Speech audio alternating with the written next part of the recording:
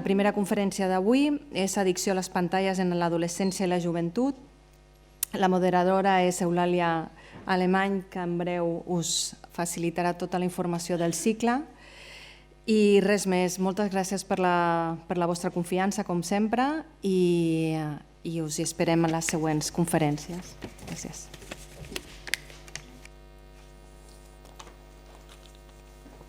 Moltes gràcies.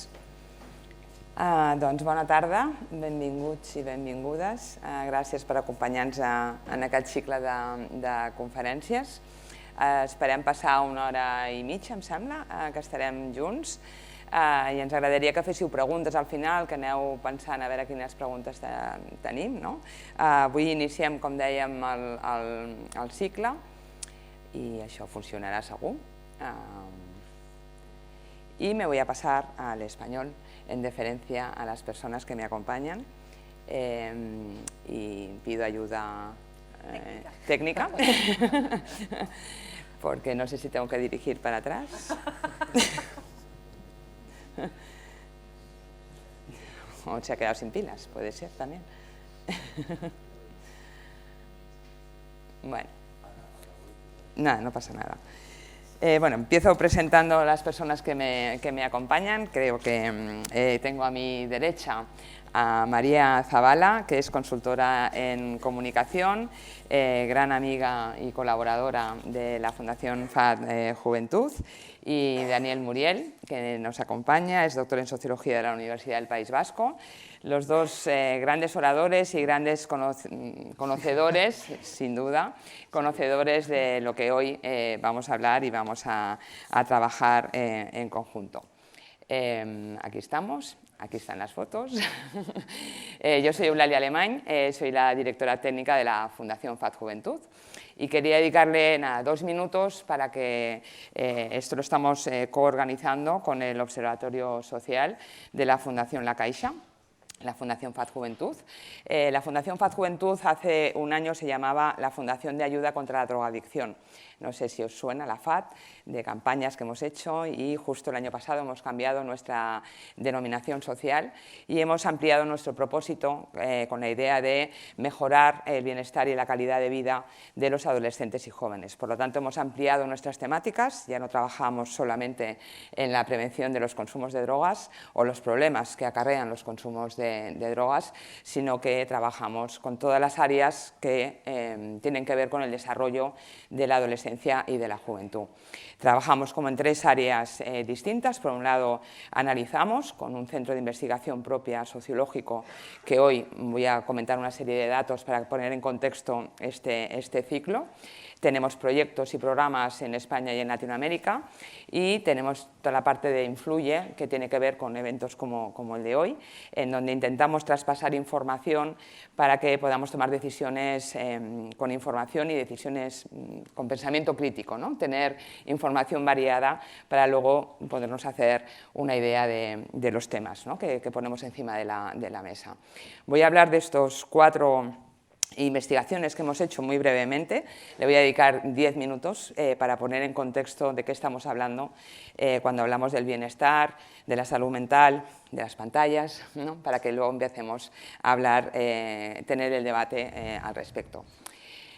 El primer dato que quería dar es cómo ha afectado la pandemia a la salud y a la percepción de salud de la adolescencia, de los adolescentes y las adolescentes y los jóvenes españoles, ¿no? Como veis, ha pasado de tener una buena percepción, ¿no? De tener una buena salud, pues prácticamente 9 de cada 10 jóvenes, a pasar a 5 de cada 10 jóvenes que dicen que tienen una buena percepción de salud.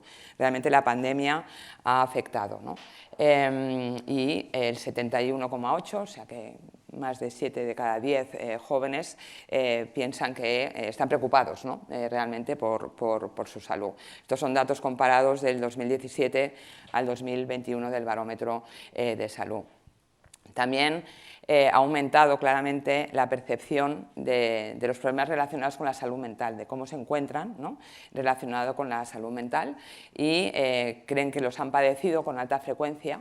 Es la gráfica de la izquierda, y vemos cómo ha aumentado tanto la alta frecuencia como la baja frecuencia, ¿no?, más en mujeres en la alta frecuencia y en la baja frecuencia, ¿no? Las mujeres realmente tienen una percepción de haber padecido problemas de salud mental en este sentido, ¿no? Hay muchas diferencias de género cuando hablamos de temas de salud.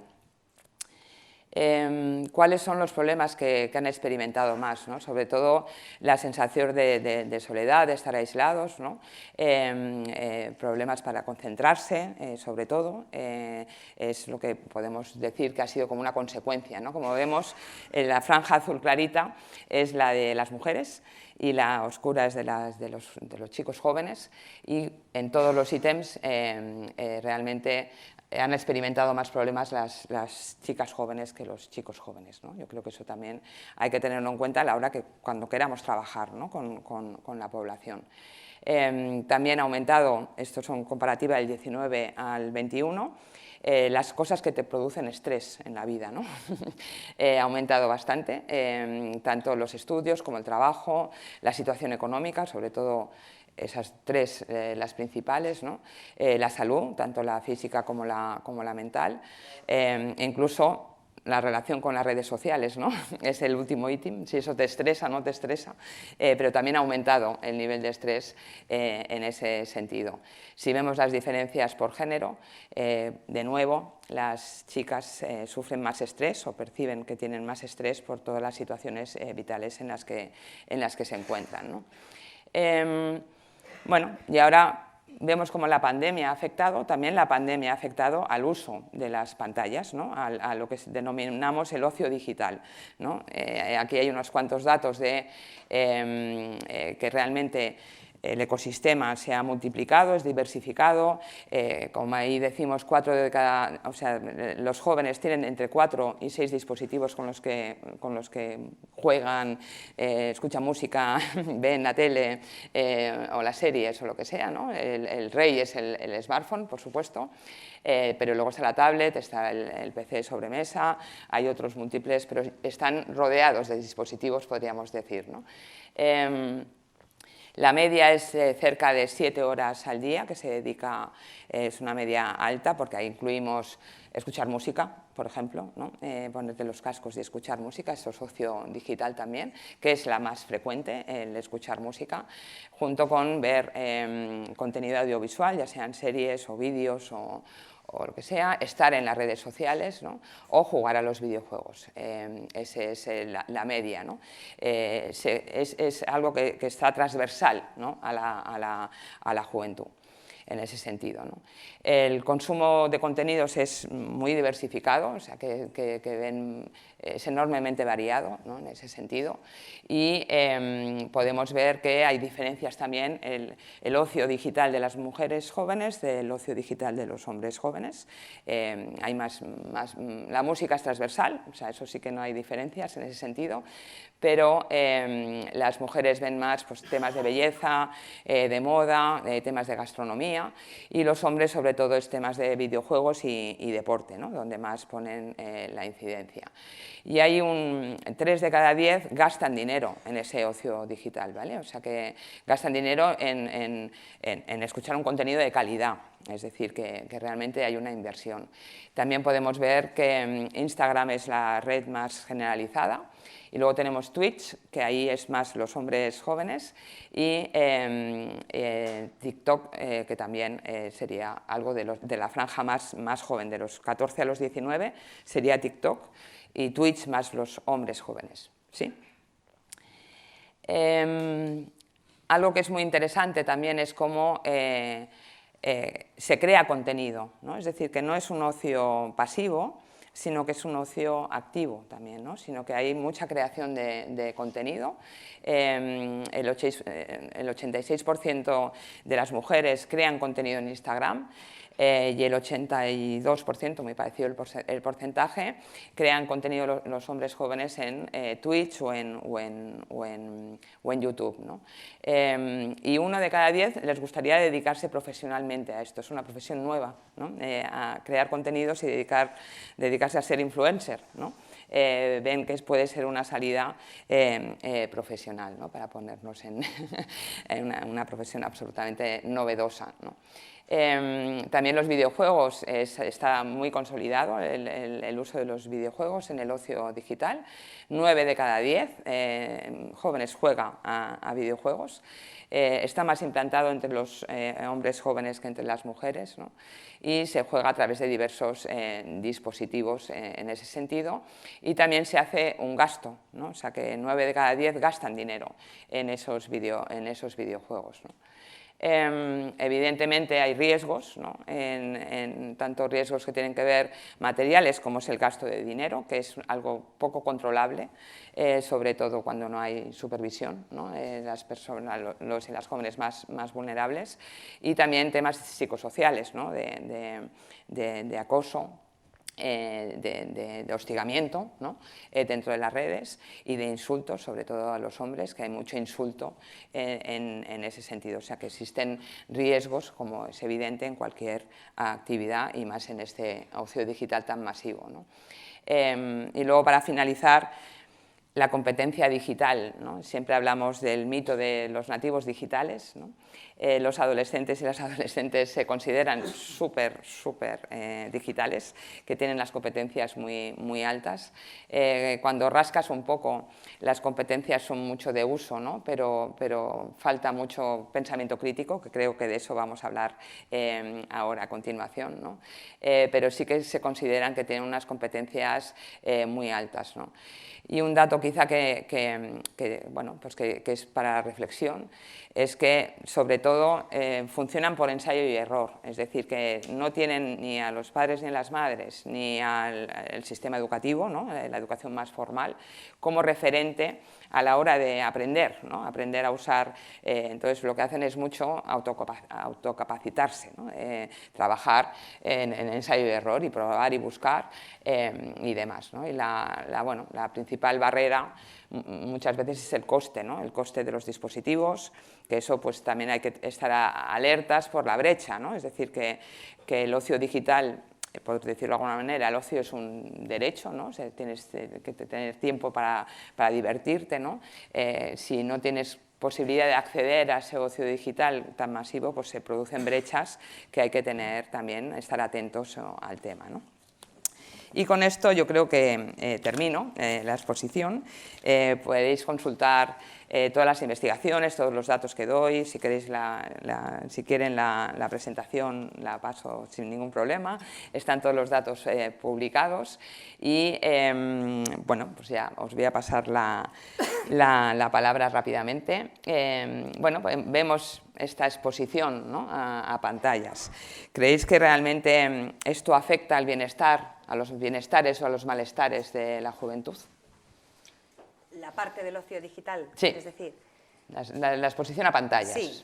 Sí. Bueno, a ver, yo supongo, bueno, supongo no, cualquier cosa que viva un niño, un adolescente y un adulto va a influir en su salud emocional o mental, no necesariamente mal, a veces puede ser también bien.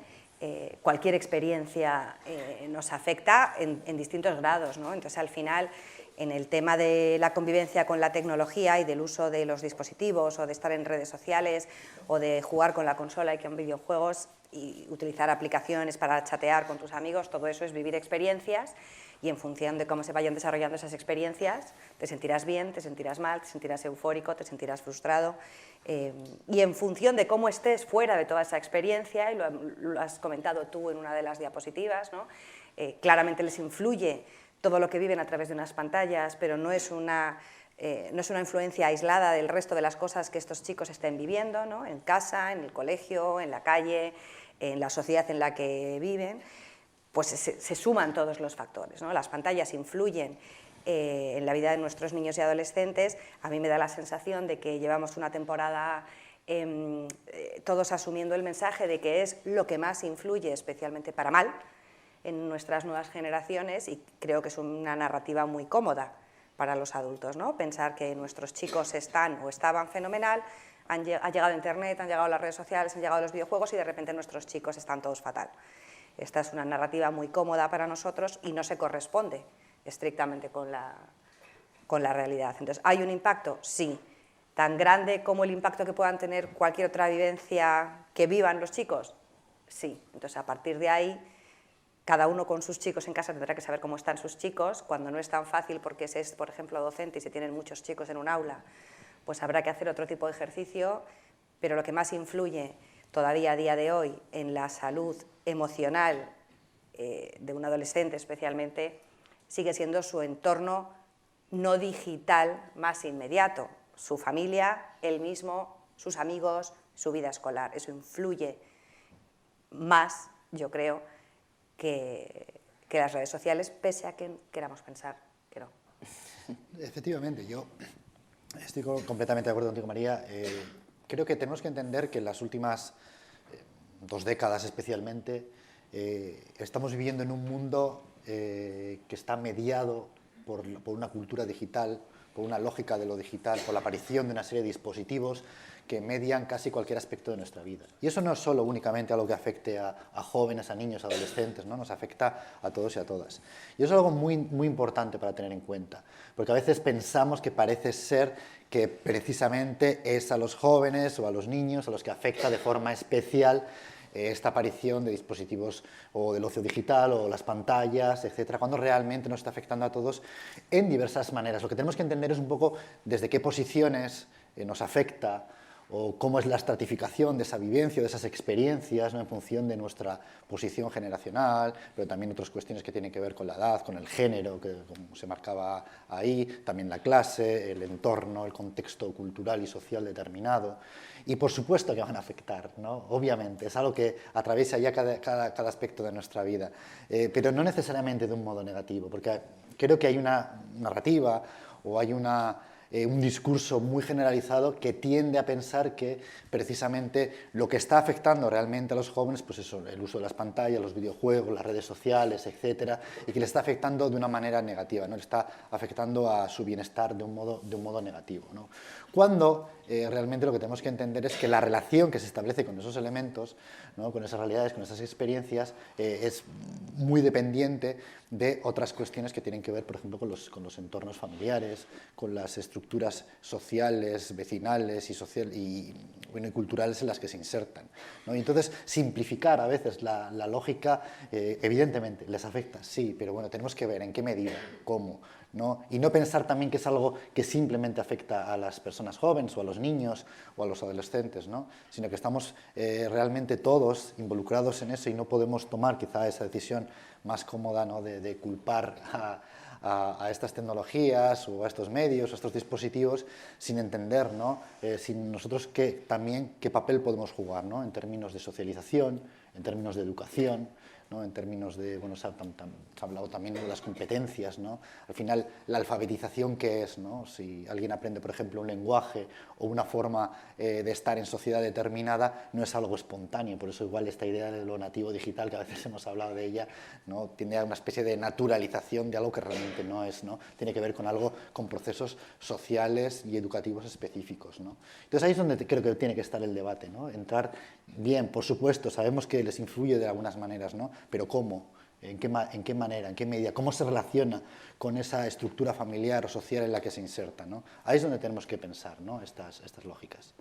Sí, es curioso porque cuando tú preguntas a los adolescentes, a las jóvenes, la relación con la tecnología, y lo primero que te dicen es que les produce felicidad y se divierten, es que es normal, es el ocio, ¿no? El estar en redes sociales, el estar en contacto con el WhatsApp con todo el mundo, el escuchar tu música favorita. Evidentemente la primera relación es de diversión, es lo primero que destacan, pero también son muy conscientes de los riesgos y unos y otros han sufrido pues algún problema con eso, o de demasiado tiempo que no me puedo desenganchar.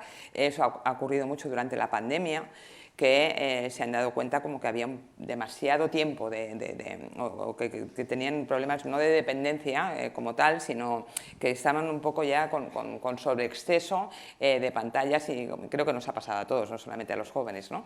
Pero que había un sobreexceso, y ahí han empezado a ver como fatiga, un poco de fatiga y más riesgos, porque estabas como más expuesto, ¿no? a tu propia personalidad, por decirlo de alguna manera, estaba más expuesta, ¿no?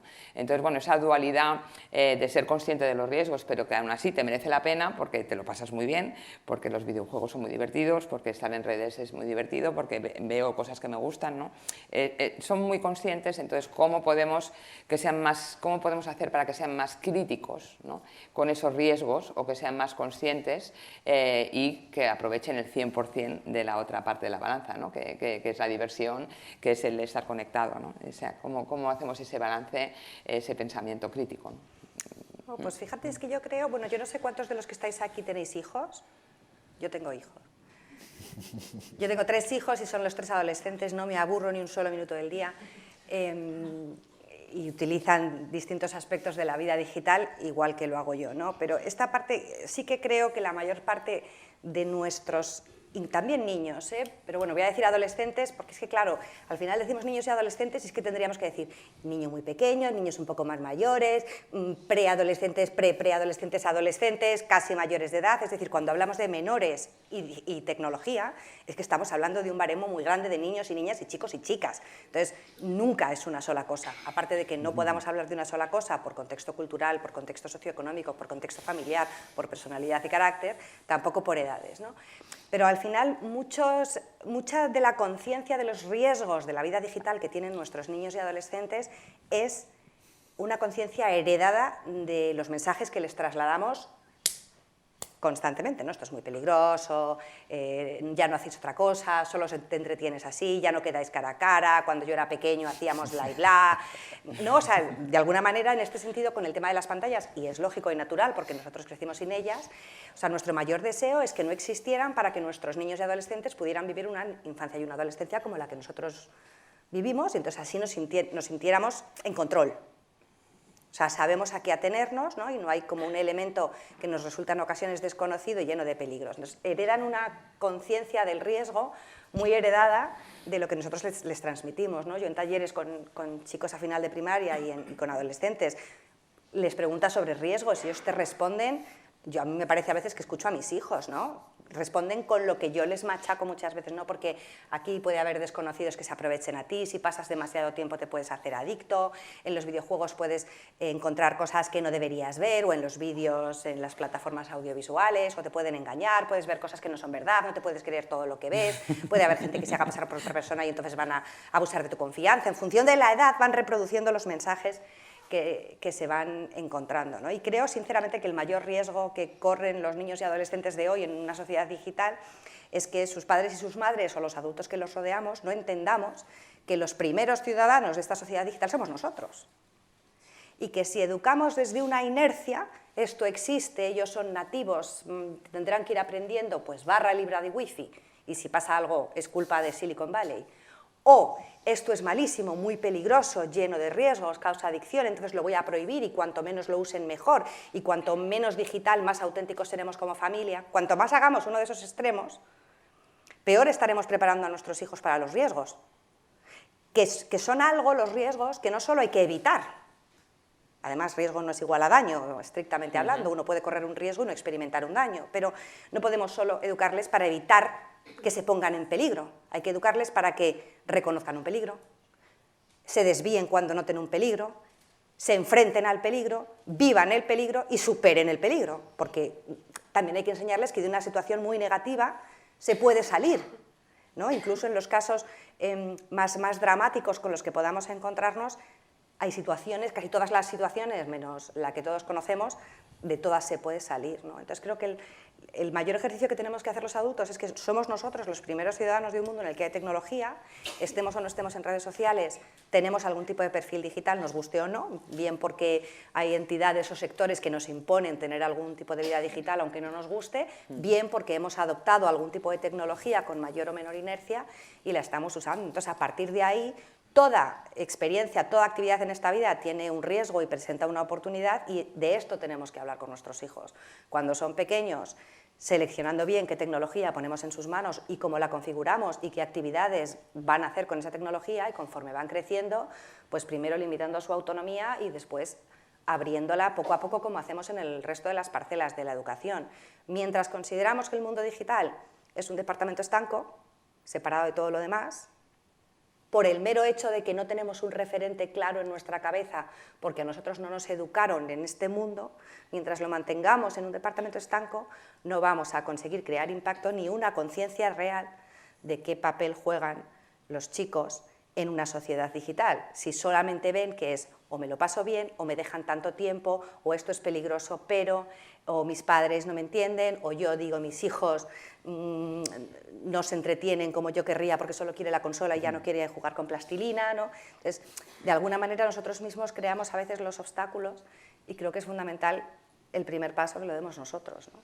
Sí, eso es importante, ¿no? O sea, Lali hacía la pregunta de cómo podemos hacer que los niños y adolescentes sean críticos con esos usos, y quizá deberíamos empezar a preguntarnos si somos nosotros críticos realmente con esa cuestión, no con el uso en sí mismo, sino con la idea que estamos transmitiendo de esos usos también, ¿no? O sea, ¿en qué medida podemos exigirles, entre comillas, sed críticos con esto, que en teoría estamos ya dándole de antemano muchas veces, ¿no? Esa pátina de que es algo negativo respecto a otras cosas? Quizá tenemos que empezar a abordarlo, no como algo que simplemente porque nosotros cuando fuimos niños pues no existía, o no existía en esa magnitud, y entonces pensamos que no somos capaces de pensarlo, o simplemente tomamos la posición de que esto es algo en sí mismo negativo, ¿no? Porque esa idea de que ¿por qué, no sé, estar jugando a videojuegos o estar en redes sociales es algo necesariamente negativo en relación con otras actividades que se pueden hacer, ¿no? No sé, jugar en el parque, estar leyendo un libro? ¿Por qué estamos pensando? ¿Por qué pensamos que si un niño o una niña está jugando 3-4 horas al Fortnite, eso es especialmente negativo, y nadie diría, por ejemplo, no, si está leyendo... se está ahí leyendo durante 3 o 4 horas, eso es algo positivo en sí mismo, o está viendo cine independiente japonés, no lo sé. Pensamos que eso en sí mismo tiene un valor que es positivo porque pensamos que le estamos dando un carácter pues diferente, pensamos que es una cultura mejor, pensamos que es algo que va a aprender y que va a mejorar su bienestar, pero puede estar leyendo no sabemos muy bien qué, puede estar viendo no sabemos muy bien qué, se puede estar relacionando con gente en la calle de una determinada manera que no necesariamente es positiva. Si realmente, por ejemplo, en esos otros ámbitos que pensamos, o quizá nos sentamos más cómodos, o creemos que es algo más propio de lo que podemos entender como una relación de desarrollo de experiencias más positivas, si nos podemos involucrar, intentamos educar en esa manera, esto tampoco lo podemos dejar de lado. ¿De acuerdo? Ahí es donde tenemos que empezar a ser nosotros críticos, en primer lugar, con cómo abordamos esa realidad, y a partir de ahí sí que podemos infundir un pensamiento crítico, pero en todo, como en cualquier otro ámbito de la vida cotidiana, ¿no? Y ahí yo creo que sí que es importante, ¿no?, que tengamos en cuenta esta serie de cuestiones de que, bueno, efectivamente, ¿no?, pensar que nuestros hijos e hijas se van a socializar en las mismas condiciones que hicimos nosotros, pues bueno, ya no es posible, el mundo ha cambiado. Nosotros mismos también. De hecho, ya nosotros no trabajamos, ni nos comunicamos, ni no nos relacionamos de la misma manera. O sea, no podemos esperar que ahora los niños, los adolescentes, los jóvenes adultos se empiecen a comportar como un mundo en unas condiciones sociomateriales, ¿no?, que ya no existen, ¿no? Entonces ahí es donde tenemos que saber manejarnos, ¿no? Los primeros que tenemos que ser críticos deberíamos ser nosotros y nosotras. Bueno, pues precisamente por esa desconfianza, ¿no? Al final, desconfianza, o que se ve la tecnología en muchas ocasiones como un agujero negro en el que te caes, ¿no?, y ya no hay salida, es paredes negras y no sabes muy bien lo que hay detrás de esas pantallas, ¿no? Y eso produce desconfianza, ¿no?, al final, ¿no? Entonces, ¿cómo podemos hacer para quitarnos esa desconfianza y poder compartir, ¿no?, ese ocio digital? Y lo más importante, yo creo, desde mi punto de vista, sería educar educar en el ocio digital, ¿no? Porque como cualquier comportamiento, nosotros acompañamos, ¿no?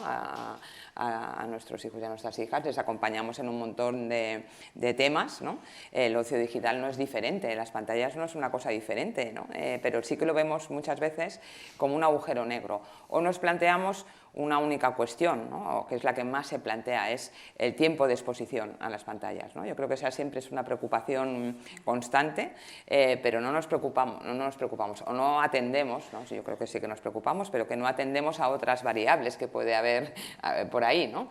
Entonces, ¿cómo conseguimos quitar ese agujero negro de detrás de las pantallas para poder acompañar mejor, ¿no? Y para poder no demonizar en ese sentido y tampoco que sea, o sea, no irnos a los extremos, que lo has explicado muy bien, María, no irnos a los extremos, sino estar acompañando en una actividad que, como hemos visto por los datos, es crucial, ¿no? para el desarrollo y para la socialización de las personas más jóvenes, ¿no? Yo creo, y así todas las semanas cuando me reúno con familias, hablo sobre estos temas, y yo misma, por mis vivencias como madre, ¿no? Casi todos tendemos en casa o cuando interactuamos con niños y adolescentes en otros entornos a hablar de la tecnología o a pensar en la tecnología, y con tecnología hablo de todo este espectro de dispositivos, pantallas, entornos o actividades, educamos como desde lo que no queremos que pase, ¿no? O sea, lo que no quiero que pase entre la tecnología y mis hijos, el impacto que no quiero que haya. Entonces, no quiero que se haga adicto, no quiero que corra peligros, no quiero que le hagan daño, no quiero que se distraiga, no quiero que pierda el norte, no quiero que pierda su autoestima, ¿no? Y quizá deberíamos empezar a pensar en qué sí quiero que pase, porque como la tecnología ha llegado para quedarse, cambien o no cambien los nombres propios de las redes sociales y de las empresas, podríamos empezar a pensar en qué sí queremos que pase.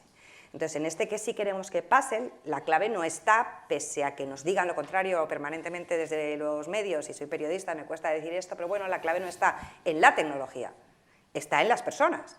Entonces, está en mí y está en mis hijos, ¿no? Yo, de mis dos hijos mayores, el confinamiento, que fueron 3 meses, a uno le hizo florecer y a la otra le hizo todo menos florecer.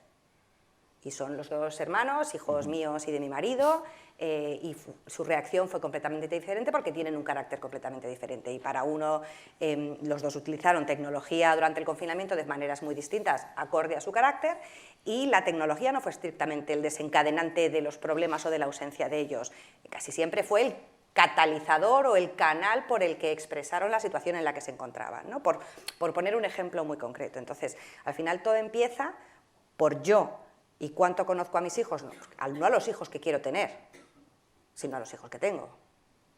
Porque claro, muchas veces nos cegamos, ¿no? Sí. ¿Cuánto conozco a mis hijos? ¿Cuánto sé yo sobre todo este mundo digital al que yo he abierto acceso, ¿no? Porque la tecnología no llega a las casas cayendo por la chimenea, la introducimos los adultos, la ponemos en manos de nuestros hijos, muchas veces sin entender cómo funciona, muchas veces sin configurarla porque nos viene grande, nos ha pillado mayores, o nos lo explican mal. Entonces, bueno, pues todo es culpa de los dueños de las tecnológicas, pero yo he puesto tecnología en manos de mis hijos con pocos o muchos límites, o no he puesto nada de tecnología en manos de mis hijos porque así considero que tengo una garantía de felicidad, de bienestar y de ausencia de problemas, ¿no? Entonces, creo que necesitamos poner el foco en ellos, cómo son, cómo están, porque, claro, si tenéis adolescentes cerca, al menos en mi caso, cómo están, o sea, cómo son puede ser algo más continuado, cómo están, pues por la mañana pueden estar muy bien y por la noche no están bien. Entonces, 2 chicas de 15 años de la misma clase, del mismo barrio, siguen a la misma otra persona en Instagram y a la misma hora del mismo día ven la misma publicación de esa persona en Instagram y no viven igual eso que han visto en Instagram. A una le puede pasar totalmente desapercibido y a la otra le puede hacer sentir fatal consigo misma. Luego no es solo lo que vayan a encontrarse en las redes sociales, son las chicas. Y son las chicas y cuando están en casa hay alguien que sabe si una de esas chicas pasa por una fase regular o todo lo contrario. Y si no lo saben en casa es porque no quieren, porque no les da la vida, porque no saben cómo, porque no hay comunicación. O sea, a mí me hace siempre mucha gracia como parece que ahora las familias ya no se comunican por culpa de las pantallas, ¿no? Como si todas las familias hubiéramos hablado toda la vida en las cenas sin cesar y todo el mundo fuera dado en las familias a contarse los sentimientos sin ningún problema ni cortapisa, ¿no? O sea, porque claramente todos los que somos adultos leímos a Kafka a los 15, escuchábamos solamente a Beethoven a los 15 y todos los que nacimos en los 70 comprábamos la revista Super Pop por sus entrevistas a intelectuales. Pero ahora queremos que nuestros hijos elijan contenidos estupendos, tomen buenas decisiones, sean maduros, no se metan en líos, no se dejen llevar por las tentaciones, no sean rebeldes. Esto es lo que queremos. Pero además nos cuesta mucho entender a qué se están exponiendo, que no es otra cosa que experiencias, pero si están jugando, con quién están jugando, si están jugando, a qué están jugando. Claro, no es lo mismo de dar un tiempo de videojuegos de 15 minutos para un videojuego que una partida dura 20, y sí o sí, cuando le pidas parar, el niño se va a enfadar, y no es porque tenga un problema de adicción, sino porque la partida en sí dura 20 minutos. Entonces, entérate, antes de dejarle jugar ese videojuego, si le vas a dar 15 minutos de videojuego, porque entonces se va a enfadar cada vez que le digas que pare. O si vas a dejar que tu hija con determinada edad tenga una cuenta en TikTok, pues primero a lo mejor merece la pena saber si la legislación considera que por debajo de los 14, como es el caso, no deberían o no pueden consentir en el tratamiento de sus datos personales ni firmar un contrato con TikTok, que es lo que hacemos al crearnos una cuenta y por lo tanto es mejor que tú lo sepas. Y si va a ser antes, entonces tienes que estar explícitamente a su lado, de alguna manera sabiendo a qué experiencias se expone. Cuando nuestros hijos viven vidas digitales, lo que viven son, como decía antes, experiencias. Viven frustraciones, viven entusiasmos, viven alegrías, viven miedos, viven inseguridades y seguridades y certezas y cosas maravillosas y cosas horribles. Viven emociones que nosotros sí que hemos vivido igual cuando teníamos su edad. Entonces tenemos que agarrarnos a eso, dejar de pensar que aquí todo lo crean las pantallas, que yo tengo un hijo, nace feliz, guapo y perfecto, con predisposición a ser como Mozart, y porque llega Internet a su vida, mi hijo se va a estropear. Esto no es el caso. Jugamos un papel tan importante como siempre, los adultos como personas. Entonces, la manera de acompañar, compartir. No permitir o intentar que la tecnología no sea una brecha, sino crear nosotros los puentes. No cada vez que te hable el niño del videojuego decir, madre mía, otra vez me vas a hablar de Minecraft. O no cada vez que te diga, mamá, voy a poder tener TikTok. Otra vez, es que ya no sabéis, es que yo cuando tenía tu edad jugaba en la calle con mis amigos. Vamos a escuchar, vamos a compartir. Yo entiendo, ya estoy terminando, ¿eh? Sí, tranquila. Que cuando nos dicen cómo conseguir que los niños utilicen menos pantallas, la recomendación suele ser, por ejemplo, salir a montar en bici por el campo, en familia. Claro, no todos tenemos bicis, para todos, o el campo cerca. O, como es mi caso, a mí no me gusta montar en bici, que es culpa de mis padres porque no se ocuparon de enseñarme bien. Es broma esto último. Pero es que también puede ser una opción decir, pues no vamos a montar en bici y a lo mejor vamos a recurrir precisamente a la tecnología para hacer algo juntos. Y no solo viendo una película, ¿no? Yo, pues no sé, cuando llega el verano, encargo a uno que organice todo el tema de los mapas y los itinerarios, encargo a otro que se encargue de hacer fotos y grabar para luego hacer una especie de álbum digital de las vacaciones, encargo a otra que se encargue de ver los sitios que vamos a ir viendo para luego hacer un álbum, en fin. La tecnología separa a las familias también un poquito si las familias dejamos que la tecnología nos separe, ¿no? Porque si yo dejo que mi hijo juegue a videojuegos para echarme la siesta, duermo 2 horas, me despierto, y cuando me despierto a él solo no se le ha ocurrido dejar la consola para estudiar matemáticas y le regaño, la que tiene mucha cara soy yo. Entonces, de alguna manera vamos a tratar de ser un poco también más consecuentes. Efectivamente, ¿no? El agujero negro lo hemos creado nosotros y nos hemos colado por él. Y hemos dejado que eso genere una especie de brecha que realmente no debería existir. Las tecnologías, si son algo, precisamente estas tecnologías digitales, son unas tecnologías que nos permiten conectar, nos permiten generar vínculos, ¿vale? ¿Cómo los generamos? ¿Cómo los articulamos? Esa es la clave, ¿vale? Pero no es algo que precisamente, como dice María, no es algo que de repente ha llegado la pantalla, ha llegado el aparato digital y de repente dejamos de hablar, no. Bueno, es una forma, de hecho, para conectarnos y se utiliza para conectarse.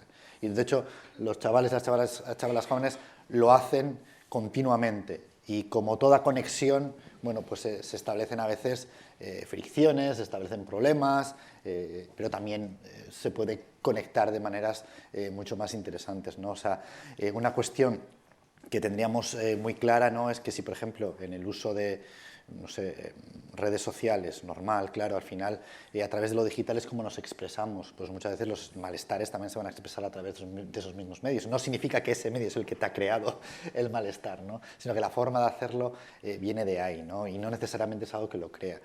También habría que pensar en estos términos si, por ejemplo, nadie se pensaría decir, bueno, yo a mi hijo o a mi hija no le voy a enseñar a hablar porque así, si alguien en el futuro le insulta o le quiere hacer daño, no lo entiende. Entonces, digamos, bueno, pues mi manera, en lugar de decir, vamos a aprender lo que significan las cosas y cómo podemos afrontar esas cosas que nos dicen, esos discursos que se crean, decimos, bueno, como esto es potencialmente malo, ¿no? Como me pueden insultar, no te voy a enseñar a hablar, no te voy a enseñar así, cuando te insulten no lo vas a entender. Y así te evito ese problema, ¿no? Aquí podemos estar haciendo lo mismo con las pantallas, de, bueno, como esto puede generar un problema, te pueden acosar por internet, te puede pasar no sé qué, eso se puede hacer pasar por no sé qué otra cosa, entonces lo que hacemos es alejarnos de la pantalla y esa es nuestra solución, y eso no puede ser una solución nunca. Tenemos que aprender a articular, a conectar con eso. ¿Qué significa acompañar, ¿no?, a nuestros hijos, a nuestras hijas en un proceso educativo? Pues estar con ellos, compartir, enterarse un poco de qué va la historia, ¿no? En lugar de directamente, bueno, pensar que eso no es algo que debamos utilizar de esa manera, ¿no? Y, por ejemplo, pues estamos hablando del ejemplo de los videojuegos, está muy claro, ¿no? Muchas veces se genera como, bueno, es que esto de los videojuegos, como es cosa de los niños, de los jóvenes y tal, no es algo que me incumba, de pronto, bueno, pues dejo que se produzca una especie de socialización espontánea, ¿no? Pensando que de manera, bueno, ellos son los que controlan y yo ya lo que me voy a encargar es eso, de que no juegue demasiadas horas, ¿no?, para que luego pueda hacer los deberes o pueda salir no sé, a salir con los colegas por ahí a dar una vuelta. Bueno, igual tenemos que entender un poco que esa es otra forma no solo de ocio, sino también de construir vínculo, también de estar en conversación. ¿Por qué juegan los chavales a determinados juegos? ¿De qué hablan luego? ¿Cómo conectan a través de juegos que, por ejemplo, tienen contenidos online? Y, bueno, lo que tenemos que saber es un poco cómo se articulan todas esas ideas, cómo todos esos procesos, y no pensar de antemano que la única solución que tengo yo como padre o como adulto respecto a un niño o un joven que utiliza este tipo de tecnologías es simplemente, pues eso, de control de tiempos o de simplemente separador de este potencial efecto negativo, ¿no? Entonces ahí es donde tenemos que saber, ¿no? O sea, el agujero negro pues lo hemos creado nosotros y nos hemos colado por él, ¿no?, en lugar de intentar precisamente hacer lo contrario, ¿no?, que es utilizar estas tecnologías para conectarnos de las maneras que sean necesarias para que esa relación fluya. Me han venido un montón de cosas en la cabeza, las voy a decir todas seguidas, ¿no? Estoy pensando en la prohibición del uso de las tecnologías en los centros escolares, por ejemplo. Francia no permite que entre ningún móvil en un aula, ¿no? O sea que eso es una manera de gestionar la realidad, ¿no?, con la prohibición. Luego pienso en cómo muchas veces los educadores se están quejando de la falta de atención. Los últimos datos que da es que delante de un ordenador cada vez hay menos capacidad de concentración, ¿no? ¿Será la tecnología o es el momento en el que estamos como sociedad, ¿no?, si es así o no? Y luego el cambio de valores también, ¿no?, o el cambio de las formas de aprendizaje, ¿no? Yo creo que el aprender a través de pantallas es una manera de aprender muy circular, muy de vínculos, de hipervínculos, ¿no?, muy diferente a cómo hemos aprendido con un libro, ¿no?, o cómo conectarlos. No podías pinchar en la palabra Mozart y que te iba a contar la vida de Mozart, ¿no? Aquí también te distrae, ¿no?, porque ya te estabas leyendo un artículo y de repente has acabado en otro lado. Es una manera de aprender diferente también, ¿no? Y de concentrarte diferente con las distracciones, ¿no? Como pues es el autocontrol, vamos, al final, igual que educamos el autocontrol en otras muchas cosas, ¿no?, es un factor de protección. Cuando eso no lo educas, pierdes el control y no te autorregulas, pero claro, todo eso hay que enseñarlo. Ya os he dicho que tenía muchas ideas en la cabeza, ¿no? Pero sí que hay un cambio que hay que saber, que se aprende de manera diferente, tienes valores diferentes, el valor de la intimidad, por ejemplo, ¿no? Yo creo que las redes sociales han hecho que todo lo que es lo íntimo, ¿no? que la intimidad haya desaparecido en cierta medida para mucha gente porque estás expuesto, ¿no? Y te expones y dices, pero ¿qué necesidad tengo yo, ¿no? de exponer toda mi vida íntima o ver la intimidad de muchas personas, ¿no? Pero ha cambiado ese valor, ya no se vive tan invasivo, no se vive sino al revés, se vive de una forma relacional, es la manera en que yo me relaciono, ¿no? Pero es un cambio muy sustantivo y sustancial en la manera en que nos relacionamos.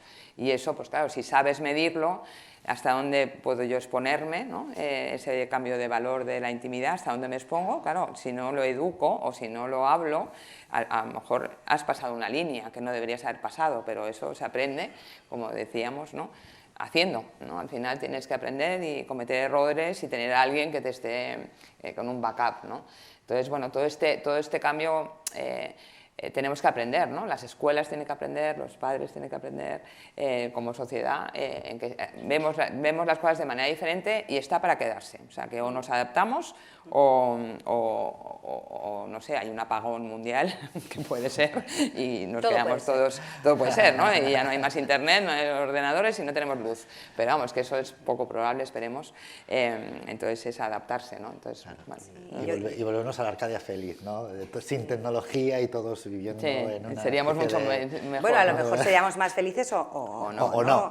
Ahí está el problema. O no todos seríamos igual de felices porque no todos somos iguales, ¿no? Yo creo que es que tú hablas de muchos cambios que los ha habido desde la irrupción de Internet, pero llevamos ya muchas décadas de todo tipo de cambios que nos han traído hasta aquí, ¿no? Ha habido cambios sociales, cambios económicos, cambios de muchos tipos, desde hace 50, 60 años la incorporación masiva de la mujer al mercado laboral, con lo que se representa también para la vida familiar y la dificultad de la conciliación.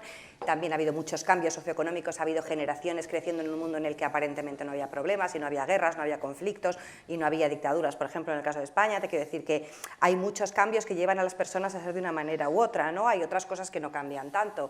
En los años 60 y 70 en España la gente iba más al cine a ver las películas de Alfredo Landa o Andrés Pajares que a ver películas de la Nouvelle Vague francesa. Luego tendemos siempre al entretenimiento fácil, no necesariamente buscamos la concentración y el aprendizaje intelectual, queremos un rato de desconexión de la seriedad de la vida, ¿no? Por poner un ejemplo. Entonces son muchos los cambios y muchas cosas que siguen igual que han sido siempre respecto a la influencia del entorno más inmediato del menor en su vida, en su desarrollo y en su aprendizaje, ¿no? Entonces, efectivamente, la tecnología o la irrupción de Internet, las redes sociales después, el smartphone, por supuesto, cambia muchas cosas, pero es que hay muchas otras que yo creo que también nosotros nos empeñamos como sociedad en su conjunto que sigan siendo como eran. O sea, se habla permanentemente de que los niños ya no se concentran, los niños ya no prestan atención o los niños ya no aprenden como aprendían antes, ¿no? Está por ver que necesiten realmente prestar la misma atención que se prestaba hace, no sé, 30 años en función de cómo era el mundo, ¿no? Y sobre todo el hecho de que ahora los contenidos sean constantes, rápidos y casi como disparos, no es solo de las redes sociales, contribuyen también los medios de comunicación con sus titulares virales y con sus clics, por poner un ejemplo. O sea, no es solamente una cosa de las redes sociales, que de las empresas tecnológicas, es el conjunto de todo, ¿no? Y como decía antes, lo digital es una prolongación de la sociedad y si en redes sociales hay pornografía es porque en el mundo se sigue dando valor a eso. Y si en los entornos digitales hay escotes bajos y provocaciones, porque en la televisión y en la sociedad y en la publicidad sigue habiendo provocación, sigue habiendo cosificación y porque se sigue premiando al más escandaloso por encima del más talentoso en la mayor parte de los casos. Y cuando se habla de mi hijo quiere ser influencer, todos nos llevamos las manos a la cabeza, muchas veces sin tener ni idea, porque al final muchas cosas tienen que ver más con el prejuicio que con la información. Y estamos educando a golpe de titular viral en todo lo que tiene que ver con la tecnología. Estamos educando a golpe de que nos asusten de todo lo malo que puede pasar. Y esto no significa que no puedan pasar cosas malas, aunque estrictamente hay más porcentaje de menores a los que no les pasan cosas malas en Internet que menores a los que sí les pasan cosas malas en Internet, ¿no? Y entonces nos dicen las noticias, afortunadamente, ¿no? Entonces nos dicen, el 40% de los menores en Internet tiene problemas, y ese es el titular. No el 60% de los menores en Internet no tiene problemas. O sea, nos cuentan claramente lo malo para que seamos conscientes, porque especialmente en el caso de la educación parece ser que ahora primero tenemos que evitar los problemas, ¿no? Porque si tu hijo tiene problemas es que tú has fracasado como padre, y esto es muy grave porque tu hijo va a tener problemas en algún momento de su vida y puede que no sea culpa tuya ni de él, y habrá que saber gestionarlo, ¿no? Y tenga que ver o no tenga que ver Internet con esos problemas. Entonces, ahora parece como que las familias estamos mucho más implicadas en la vida escolar, en la vida personal de nuestros niños, y eso no es solo la tecnología, es un poco como ha sido el devenir de la sociedad, ¿no? Cuando yo era pequeña no había una agenda en la que le decían a mi madre si me había comido todo el puré, pues lo preguntaba o no lo preguntaba, ¿no? Y pasa un poco lo mismo, y esto es mucho más serio, pero pasa lo mismo con el tema de la salud mental. Claro, a mí, en la vida me han preguntado, mientras crecía, ¿y tú cómo te encuentras? ¿Y tu salud mental cómo está? Pero es que ahora a los chavales se les pregunta, y los chavales son conscientes de que esto es, como diría mi hija, que es así, esto es un ítem, mamá. O sea, esto es un tema que está de moda, mamá, de esto se habla, se les pregunta, son más conscientes. Nunca se ha hablado tanto de salud mental como ahora. Cuando se habla de salud mental, pues nos encontraremos con que hay gente que está bien y gente que está mal. Y la gente que está bien y la gente que está mal estará respondiendo en función de su propia percepción. Sin duda. ¿Estoy bien o estoy mal? ¿Según qué? Porque salvo que me haya hecho algún tipo de evaluación profesional, todo lo demás son percepciones, ¿no? Entonces, son muchos cambios y no son solo origen de lo digital. Y estamos aquí en este momento, como decía al principio, casi siempre considerando que todo tiene su origen, todo el empeoramiento tiene su origen en Internet y las apps y las redes sociales. Y la realidad es que si seguimos en esa postura, no nos vamos a ayudar a nosotros mismos ni vamos a ayudar a nuestros hijos. Porque todo esto de lo digital puede que les haga más infelices a veces, pero también les hace muy felices a veces. Puede que a nosotros nos haya complicado algunas cosas, pero también nos ha descomplicado muchas otras. Y sí, nos cambia a todos como personas y como sociedad, pero no necesariamente a peor. El problema es que estamos justamente en el momento de transición. Nos ha tocado. Y pues nos recordarán en la historia por haber sido los que sobrevivieron a esta transición y lo hicimos con la mejor intención posible y triunfamos. A ver, y eso luego también, yo creo que es muy importante tener en cuenta, estamos hablando, por ejemplo, de esa posibilidad, ¿no? Decía, bueno, no sé, en Francia, para los temas de los móviles, lo que hacemos es prohibirlos, ¿no? Pensad, tenemos un problema con el alcohol, con los consumos de alcohol, por ejemplo, en esta sociedad. Lo prohibimos. Esto ya se ha hecho. Ya sabemos que no funciona. Ya sabemos Spoiler que no funciona. alert, no funciona. No funciona. Claro, ¿cómo abordamos las realidades? ¿Cómo abordamos las realidades? Una de ellas también tiene que ver con esta, no sé, especie de idea, porque yo siempre digo, ¿no? Como sociólogo, pues tengo esta cosa que a veces se hacen correlaciones, las correlaciones estadísticas, cuidado con ellas, que las carga el diablo, ¿no? Porque se pueden hacer correlaciones estadísticas, o sea, entre variables, de casi cualquier cosa, las cosas más dispares, pero eso no implica que haya una causalidad entre esos elementos. Y a veces ocurre esto, ¿no? Cuando se pregunta por los malestares o cómo está uno o una, ¿no? Y parece ser que lo asociamos a que, bueno, como se está usando más estas redes sociales o videojuegos o determinadas tecnologías y esa persona se siente mal, parece ser que la causa procede de ahí, ¿no? O sea, hace poco había un estudio que precisamente hablaba de correlacionaba usos problemáticos de videojuegos, quiere decir que, bueno, pues consumos como muy, o sea, una inversión excesiva de horas jugando a videojuegos, dejando de lado otras cuestiones, con un malestar determinado, con un malestar, una percepción de malestar. Pero el propio estudio avisaba que no había la posibilidad, ¿no?, de establecer una relación causal entre ambas. O sea, ¿qué quiere decir? Que igual es que lo que ocurre es que esa persona, que por multitud de factores puede estar mal, y eso termina expresándose, por ejemplo, en consumos problemáticos en redes sociales o en videojuegos o en otro tipo de cuestiones, ¿no? O sea, no quiere decir que eso esté causando una cosa. Igual es que no estamos teniendo en cuenta dónde está, por ejemplo, la variable independiente, qué es lo que está influyendo a qué, ¿no? Y yo creo que pensar automáticamente que estas tecnologías son en sí mismas negativas y esos mensajes que, como dice María, estamos continuamente diciendo de que esto es lo malo, es que esto te puede pasar, esto tiene un montón de riesgos, esto es malo de una manera, ¿no? Y decir que, por ejemplo, lo que hacíamos nosotros cuando éramos jóvenes, que salíamos a la calle y respirábamos el aire fresco y jugábamos. Sí, claro, yo jugaba en la campa y estábamos saltando las jeringuillas usadas que utilizaban, porque, por ejemplo, en los años 80 y principios de los 90 había un problema enorme, por ejemplo, con el consumo de heroína. Y yo he jugado en esas condiciones y digo, bueno, ¿qué estamos pensando? ¿Que eso era mejor que otras circunstancias? No, el contexto cambia, ¿no? Las situaciones cambian, lo que tenemos que saber es cómo abordar, ¿no? Tenemos que saber en qué condiciones los niños están jugando, con quién se está relacionando y abordarlo desde esa perspectiva, ¿no? No pensar que es algo que, bueno, pues, va a surgir de la nada, ¿no? Esas situaciones. Y yo creo que ahí es donde tenemos una posibilidad, ¿no? La posibilidad de, bueno, pues esta transición que nos ha tocado. De triunfar. Que es que vamos a triunfar porque no hay otra salida. ¿Verdad? No hay otra salida y que en el fondo, si pensamos, las transformaciones que ha habido en los últimos, sobre todo la aparición del smartphone, que es una cosa de hace 2 días, como quien dice, ¿no? Es una cosa que 2008, ¿no? 2009 es cuando se empiezan a popularizar, pues, tiene 14, 15 años. Y en ese periodo de tiempo ha habido una transformación radical, ¿no? Pero a todos los niveles, y nos ha afectado a todos y a todas.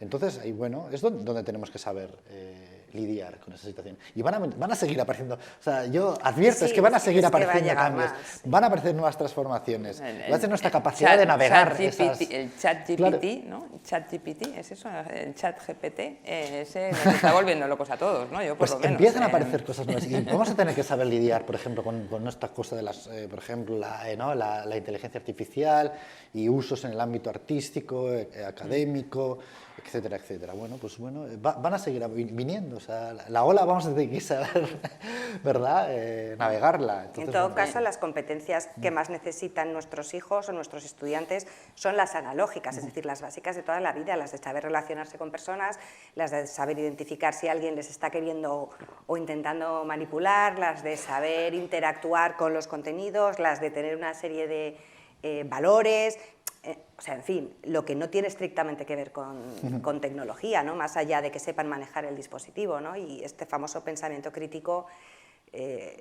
pues no necesariamente significa que nuestros hijos tengan que pensar como nosotros, ¿no? Significa que aprendan a pensar, y eso a veces implica que opinen distinto a nosotros. Y tenemos que aprender nosotros también a reconocer nuestros sesgos y nuestras dificultades para abrir la mente, y entonces parece que ahora todo vale, pero solo vale que valga lo que a mí me gusta que valga, y lo que a mí no me gusta que valga, entonces es que es un todo vale y hemos perdido los valores, porque siempre en esto de perder los valores nos han perdido los demás. Nosotros no, o sea, nosotros estamos en poder de la verdad absoluta, ¿no? Entonces, yo en este tema... Eso es una cosa que tenemos que entender claramente. Nuestros hijos, nuestras hijas son personas en sí mismos, o sea, son sujetos de derechos. De hecho, tienen derechos y deberes en el mundo digital. Y también. No podemos pensar que van a ser una especie de proyección a nuestra imagen y semejanza de lo que nosotros fuimos y queremos que sean, ¿no? Incluso a veces ocurre, ¿no?, ciertos padres que vuelcan ciertas frustraciones vitales. Que ha ocurrido siempre. Que ha ocurrido siempre, ¿no? Pero digo, tenemos que pensar en eso, ¿no? Que no tenemos que entender que lo que a nosotros nos gusta o nos gustaba va a ser lo que a ellos necesariamente les tiene que gustar, ¿o no? Y las condiciones, vuelvo a repetir, de las experiencias vitales han cambiado radicalmente, ¿no? Nos tenemos que adaptar, tenemos que cambiar eso, ¿no? Y ahí yo creo que tenemos que saber, por ejemplo, una cuestión que ocurre, ¿no? ¿Cómo educamos en esas cosas, en esas capacidades que no son necesariamente las digitales, ¿no? Estamos pensando, pues, no sé, el acoso, el ciberacoso. Bueno, es que el problema es el acoso. No es que sea, obviamente, cibernético, proporciona otras vías de acoso, ¿no? O sea, el bullying, pero el bullying ha existido siempre. Eso que ahora le llamamos bullying. El acoso, por ejemplo, en las aulas, con otros chicos y chicas. Eso siempre ha ocurrido. ¿Y ahora qué ocurre? ¿Que esto es lo que genera el acoso? No. Lo que tenemos que educar son en esas competencias, en ese saber socializar, en ese saber relacionarse. Por ejemplo, la advertencia de, bueno, no envíes desnudos, no fotos de desnudos. ¿Por qué se pone el foco en eso y no en quién luego comparte esas fotos sin el permiso de esa persona que le han enseñado? Pero fíjate que es que esto... Es donde se vuelve a poner el foco. Pero es que es cero digital, y esto me pasa en muchos talleres, ¿no? Con el tema del bullying, que es un tema tan delicado, especialmente estos días, ¿no? no es un tema de hablar con nuestros hijos sobre si el bullying nos parece bien o mal, sobre si hay que llamar tonto o no por WhatsApp a alguien, o sobre si hay que tratar bien a las personas. No, se trata de hablar con nuestros hijos claramente sobre lo que está bien y lo que está mal. Y que lo que está mal es tratar mal a la gente, no lo toleramos, aunque sea nuestro hijo. Porque claro, esto pasa como con la prohibición de Francia. Cuando un país como Francia o alguna comunidad autónoma aquí se lo plantea prohibir los móviles en los colegios, no es... O sea, muchas veces es porque los chicos sacan el móvil y hacen un uso indebido en medio de la clase. Incluso aunque haya normas en el colegio de que no se puede sacar el dispositivo en las clases. Entonces la culpa es de los chavales, que son unos inmaduros y unos adictos al móvil. Pero es que si a mí me llaman de mi colegio, del colegio de mis hijos, y me dicen que mi hijo ha sacado el móvil y que se lo han requisado, lo que yo no puedo hacer es ir por la tarde a pedir que me devuelvan el móvil, porque mi hijo tiene que aprender las consecuencias de sus actos. Y si a mí me llaman del colegio y me dicen que mi hijo está llamando imbécil a otro chico por WhatsApp, yo no puedo decir, bueno, son cosas de niños, porque es mi hijo. Porque a todos nos duele el acoso cuando se lo hacen a nuestro hijo, pero no cuando nuestro hijo se lo hace a otro. Entonces, no se trata de hablar de móviles, ni de WhatsApp, ni de bullying. Se trata de decirle a nuestros hijos qué es lo que está bien y qué es lo que está mal, desde lo que soy yo. Y esto implica que si yo voto a Podemos, no puedo insultar al de Vox en redes sociales o en el salón de mi casa. Y que si voto al de Vox, no puedo insultar al de Podemos, simplemente porque no estoy de acuerdo con él. Porque si no, lo que parece es que insultar es algo lícito cuando creo que tengo razón. Luego el bullying, que es simplemente tratar mal a alguien porque es lo que te hace sentir fuerte a ti y en posesión de la verdad, es una conversación mucho más sencilla que no tiene que ver con tecnología. Pasa lo mismo con el tema de la sexualidad. Talleres y talleres, especialmente con chicas adolescentes, que buscan todo en Internet sobre cómo gustarle a un chico, cómo hacer lo que sea con un chico, cómo satisfacer a un chico, porque no se atreven a preguntarlo en casa. Y esto no es culpa de Silicon Valley, tampoco es culpa nuestra, es responsabilidad. A mí lo de las culpas no me gusta porque soy muy imperfecta como madre, entonces me estreso porque yo también fallo mucho. Pero no es culpa, pero sí es responsabilidad. Y si no de los padres, pues de los abuelos, de alguien que hable de la experiencia de la vida, qué significa tratar bien a alguien en términos de amistad, compañerismo o una relación. ¿Qué es una relación saludable frente a una que no lo es? Entonces, está muy bien llevarnos a la cabeza todo el día respecto a lo mal que está el mundo. Joder, pues vamos a sentarnos y hablar explícitamente de las cosas, de los valores tal y como los entendemos nosotros. No a criticar los valores de los otros y lo mal que lo hacen todos los demás, ¿no? Porque pasa lo mismo con el móvil. Hablamos más de lo que dejan otros hacer a sus hijos con el móvil o con la consola que de lo que nosotros dejamos hacer a los nuestros. No, hablemos con nuestros hijos de lo que nosotros consideramos que está bien en este mundo. Hay una cosa que has dicho antes, que es la de, esto son cosas de niños. Es una de las cosas que seguramente más daño puede hacer y que deberíamos desterrar y que no tiene nada que ver con las tecnologías, los medios, etcétera, ¿no? Sino pensar que hay cosas que son naturales, espontáneas, que se dan porque sí y por lo tanto, ¿para qué vamos a intervenir?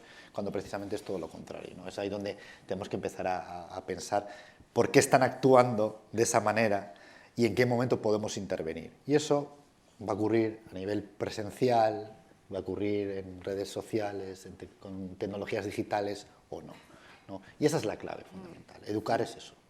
Me habéis hecho recordar, hicimos un estudio sobre los valores de la sociedad española y su relación con las drogas, pero eso no era lo importante. Entonces, uno de los valores que salía era que había cambiado mucho los valores de la sociedad española y uno de los valores principales era el hedonismo, la búsqueda del placer, ¿no? Cosa que era una novedad, porque veníamos de una sociedad en donde la búsqueda del placer no era un valor, ¿no? Y recuerdo en esa rueda de prensa que alguien se me acercó y me dice, pero es que el hedonismo, eso no es un valor. Digo, como que no es un valor, ¿no? O sea, claro, como no era el valor del sacrificio, no era el valor de los que nos han puesto, ¿no? De los valores tradicionales, el hedonismo era una cosa malísima, ¿no? Porque eso de ir buscando el placer por el mundo no nos hacía bien, ¿no? Y digo, todo lo contrario, digo, creo que es un valor que está muy bien, que por fin la sociedad haya decidido que la búsqueda del placer es algo que hay que hacer, ¿no? O sea, que no hay que, ¿vale?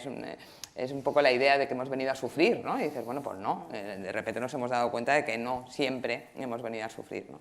Entonces, ese cambio, ¿no? que estáis hablando, ¿no? de cómo los valores influyen en esto, y las redes es un altavoz simplemente, ¿no? O sea, en este tema de los comportamientos que estamos hablando, el ser mal mala persona, el hacer bullying, ¿no? y estar aprendiendo a ser mala persona, por decirlo de alguna manera, porque un chaval de 12 años, de 10 años, está aprendiendo a ser persona. Y si nadie le dice muy seriamente qué es lo que sí y qué es lo que no está permitido, y con el ejemplo, claramente, es muy difícil, ¿no?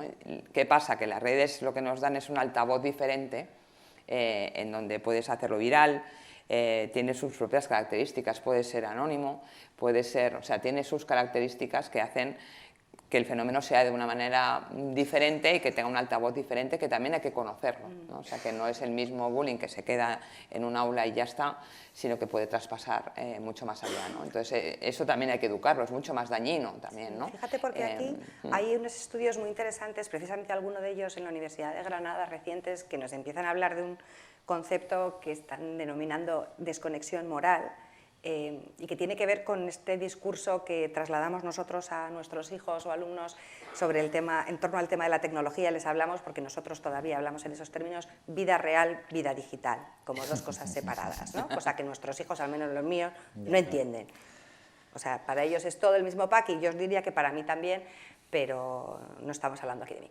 Pero este tema de la desconexión moral, les hablamos tanto de lo real es lo real, lo digital es menos real, vive la vida real porque lo digital es menos real, que lo que se está empezando a ver es que efectivamente, entre que en algunas ocasiones los entornos digitales favorecen el anonimato, aunque no sea tan anónimo como queremos pensar, y que les hemos dicho que lo digital es menos real, lo que le pasa mucho a adolescente y preadolescente sobre todo, que claramente por pura biología la capacidad de tomar decisiones responsables y de reflexionar pues no está ahí desarrollada, en algunos adultos tampoco, pero es por voluntad, ahí ya hacemos la voluntad de no reflexionar.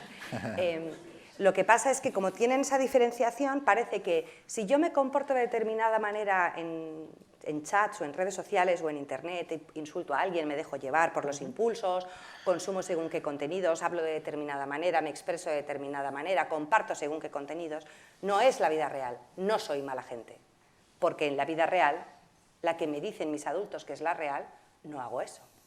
Pero la realidad es que mucho de lo que hagas en lo digital termina por formar parte de ti, bueno, empieza y termina por formar parte de ti. Entonces tenemos que intentar dejar de decirle a nuestros hijos, aparte de que son adictos a todo eso, porque la ciencia no habla de adicción a nada que no sea el trastorno por adicción a videojuegos, es lo único, y con unos parámetros muy marcados. Pero muy marcados, sí. Muy marcados. Ahora nos lo cuentas, ahora nos lo cuentas. Bueno, o sea, dejar de llamarles adictos, porque es una etiqueta demasiado grande para toda una generación, nos impide ver dónde hay verdaderos problemas, porque parece que todo el mundo tiene problemas, dejar de llamar a nuestros hijos adictos al móvil, adictos a las redes, adictos a TikTok, y dejar de decirles que la vida real es la real y que la vida digital es otra cosa diferente, porque lo que verdaderamente importa es algo que no solo está fuera de Internet. Antes de que existiera Internet ya había mucha gente que no sabía lo que de verdad importa.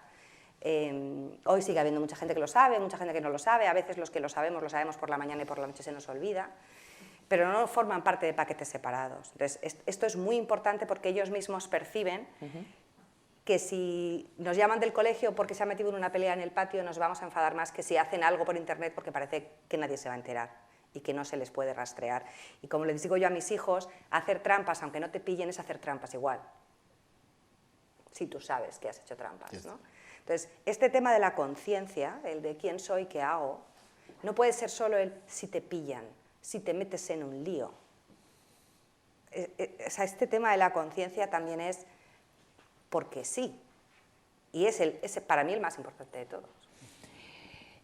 Son las sí, 7:10 prácticamente. No sé si hay preguntas. Sí, hay preguntas. Vamos a abrir un turno de preguntas para... Sí, gracias. Hola, muchas gracias por vuestra exposición. Me encanta ver que sois tan optimistas. La verdad es que se agradece. Yo quería preguntar a Eulalia, de esta presentación que nos has hecho, si tenéis algún estudio específicamente sobre el problema de las adicciones y los sesgos que se producen ahí, no solo por género, que es lo que nos has presentado, sino también por condición socioeconómica, que creo que debe haber también diferencias en cuanto a problemas de adicción y esto.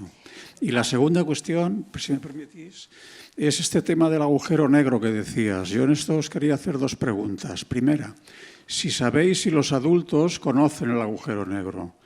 lo que hay detrás de las pantallas realmente, porque yo creo que no, la experiencia mía es que no lo conocen y por consiguiente es difícil que se lo transmitan a los hijos. Y la segunda es qué explicación se da al hecho conocido de que todos, o la mayoría de los gurús de Silicon Valley, que son los que están produciendo las pantallas, les prohíben a sus hijos utilizar teléfonos y los llevan a colegios donde los teléfonos están absolutamente prohibidos. Si tenéis alguna explicación para esto y si deberíamos sacar alguna lección de este asunto. Gracias. Respondiendo al primero, España tiene lo que se llama el Plan Nacional sobre Drogas y Adicciones, que hace encuestas desde el año 91-92, o sea, tenemos una serie de encuestas sobre todo tipo de consumos y ahora han incorporado a partir de los años 2010 o así, consumos también que tengan que ver con la tecnología. Y hay toda una serie diferenciada por edades, están en la página del Observatorio Español sobre Drogas, es una página web, y ahí está todo tipo de estadísticas de todo consumos de todo tipo de sustancias, con las problemáticas asociadas, diferenciada por género, diferenciada por edad. Se hacen dos encuestas, una se llama Edades y la otra se llama Estudes. La de Edades es de población general y la de Estudes es de población adolescente, escolar. Entonces ahí se hacen cada 2 años, alternándose las encuestas y tenemos una información riquísima sobre tendencias, sobre prevalencias, sobre la evolución de todos los consumos y las problemáticas realizadas. Hay muchos informes, o sea que ahí se puede encontrar toda la información. Sí. ¿Agujero negro tú? Sí, por ejemplo, agujero negro. Evidentemente, cuando no se conoce qué hay detrás de las pantallas o no se quiere conocer, obviamente va a ser muy difícil transmitir nada, en este caso pues a los hijos, o saber qué está ocurriendo ahí, ¿no? O sea, en la medida que yo, por eso planteaba, ¿no? Yo creo que el agujero negro es algo que hemos construido para dejarnos colar por él, sí, y ya simplemente no reflexionar sobre esa realidad, ¿no? Decías, bueno, sois muy optimistas, creo que no hay otra alternativa, ¿no? O sea, creo dejarse llevar precisamente, igual por una especie de cinismo o por cierto pesimismo que nos dice es que las pantallas al final es algo que no podemos abordar, es algo inconmensurable, entonces nunca vamos a abordar la problemática y vamos a dejar que simplemente, pues como mucho la solución va a ser la prohibición o alejarnos de ello, o esto va a ser malo o va a ser negativo, ¿no? Pues nuestro esfuerzo tiene que ser conocer qué hay detrás de la pantalla, intentar saber qué ocurre en esas pantallas, porque en el fondo eso no deja de ser un espacio en el que se conectan, un espacio de socialización, un espacio de comunicación, un espacio de trabajo. ¿Por qué va a ser diferente a otros espacios, a ese que decíamos, el de la vida real, ¿no? Comparado como si eso fuera irreal, ¿no? Como si eso no, algo que no forma parte precisamente hoy día de nuestra cotidianidad, ¿no? Pues el esfuerzo que tenemos que hacer es ese, no pensar o dejarnos llevar por el agujero negro, ¿no? Por esa capacidad que tiene de absorberlo todo y empezar a pensar, bueno, pues qué hay detrás de la pantalla. Porque esa cosa que decíamos del nativo digital, tal, creo que es más bien una excusa que tenemos para no abordar la problemática. Eso no existe, son procesos de socialización, son procesos de educación o de intentar entender cómo se produce, y no hay nada nativo, no hay nada que se genere de forma natural o espontánea en ningún proceso de alfabetización o de socialización. O sea que en este caso lo que tenemos que hacer es saber, hacer ese esfuerzo y hacerlo con nuestros hijos, con los jóvenes, con los adolescentes, nuestros estudiantes, ¿no? Porque ahí es donde también vamos a aprender, ¿no? De forma conjunta.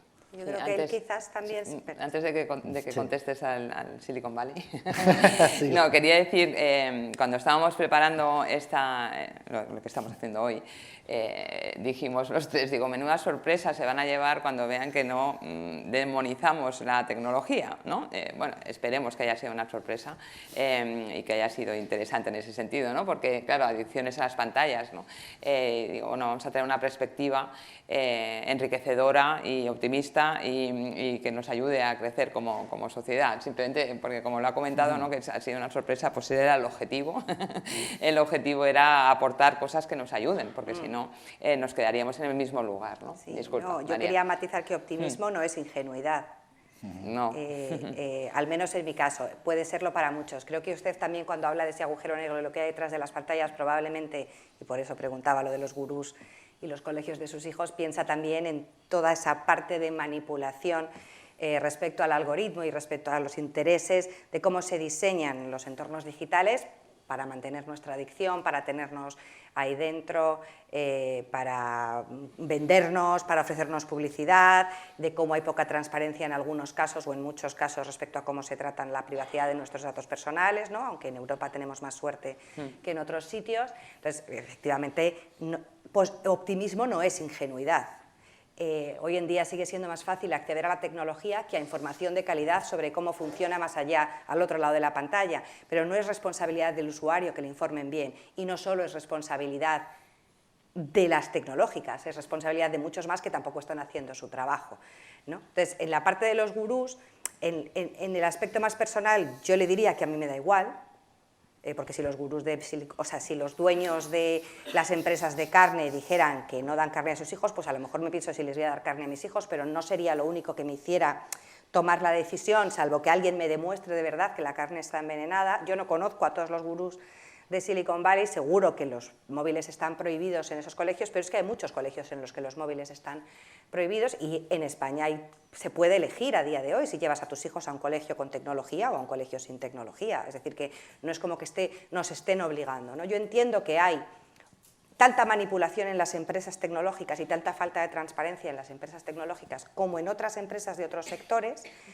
Las empresas tecnológicas son, probablemente con razón,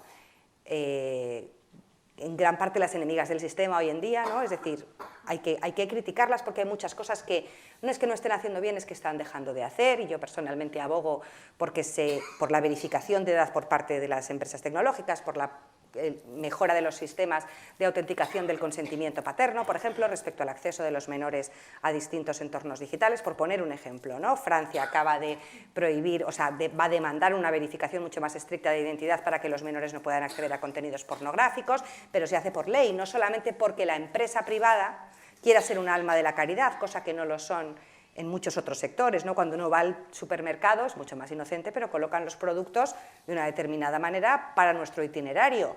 Lo que pasa es que lleva pasando muchos años y no es estrictamente igual. Entonces, a mí que los gurús tomen esa decisión no es lo que me va a decidir cómo educo a mis hijos. El ejercicio que tengo que hacer, el personal que yo creo y el que yo trato de transmitir a padres y madres es: uno no puede creerse ni que todo aquí son peligros, manipulación y oscuridad, ni todo lo contrario.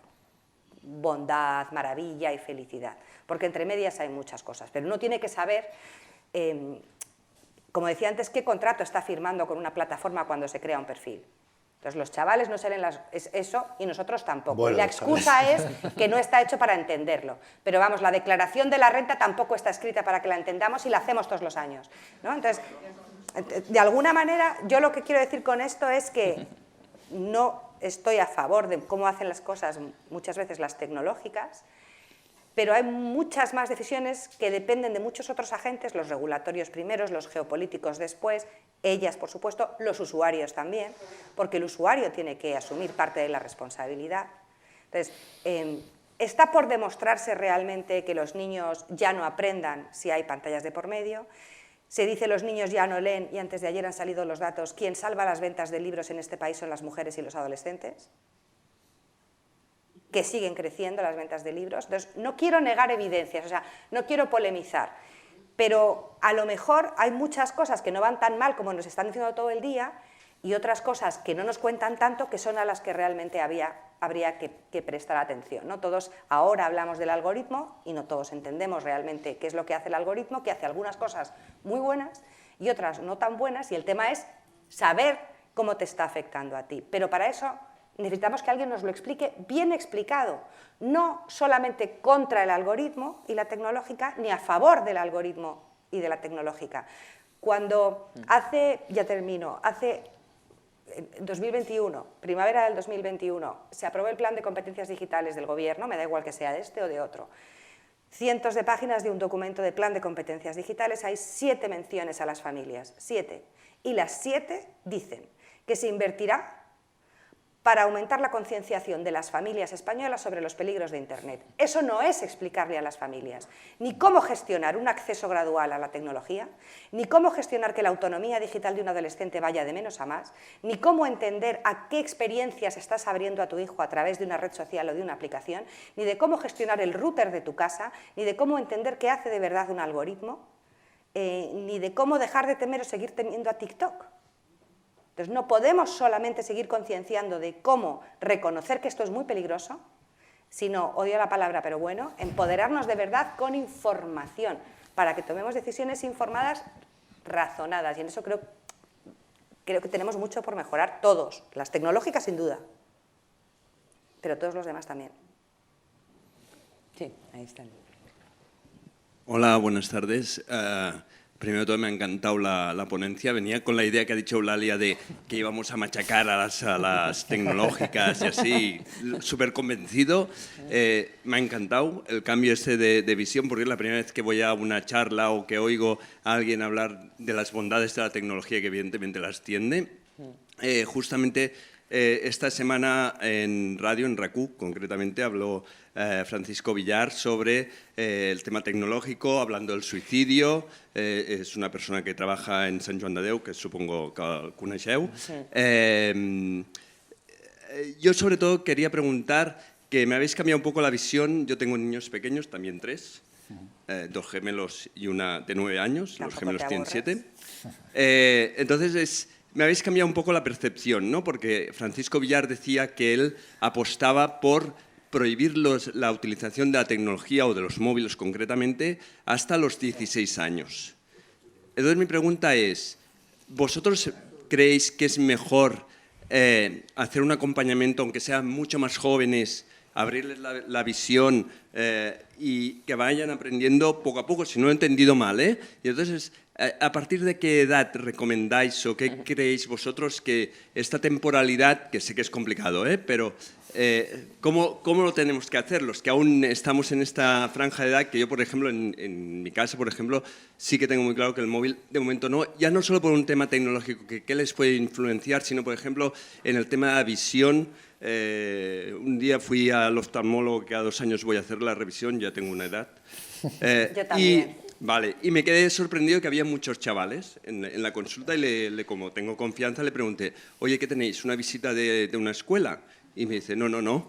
Dice, es que ha aumentado una barbaridad el tema de las miopías y todo por la utilización justamente de las tecnologías, de las pantallas pequeñas.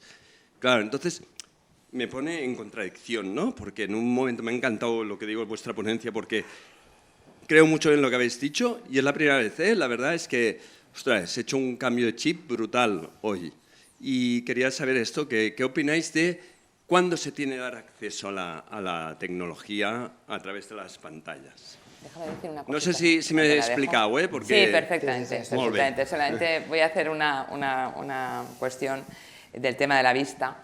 Hace unos años aprendí que los niños africanos que viven en aldeas no tienen problemas de vista, la mayoría de las veces de ver de lejos y demás, porque no tienen cunas, sino que nacen viendo el horizonte desde que nacen, ¿no? Y no tienen barreras como los niños más occidentales, ¿no? Que los metemos en una jaula desde que nacen y no tienen visión global, ¿no?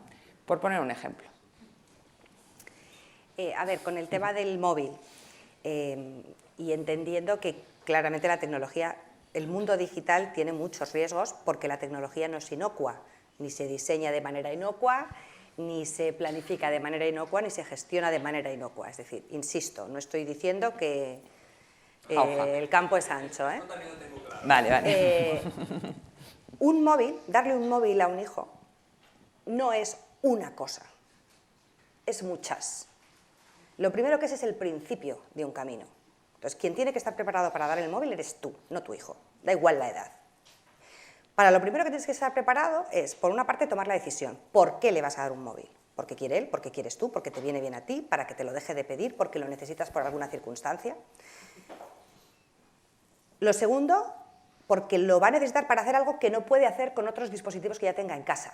Porque claramente los niños cuando piden un móvil es para tener el mundo en el bolsillo y salir de casa con el mundo en el bolsillo y sentirse mayores. Entonces no se trata de responder a los deseos de nuestros hijos porque sí y menos con un móvil, aunque ahora matizo. Por otra parte, en cuanto al momento, en muchas ocasiones pensamos que es que darlo más tarde nos hace mejores padres y darlo antes nos hace peores padres. La realidad es que si fuera así de simple, pues habría muchos muy buenos padres y muchos muy malos padres, pero es que eso es irreal. Ojalá fuera así de sencillo, pero no.